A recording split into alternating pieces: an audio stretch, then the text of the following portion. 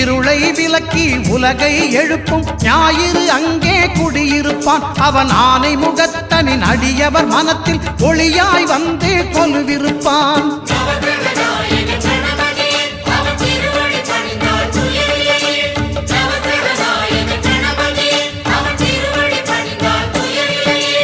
ஒன்பது கோளும் ஒன்றாய் காண அங்கு கற்பகம் என்னும் கடவுளின் மெய்யில்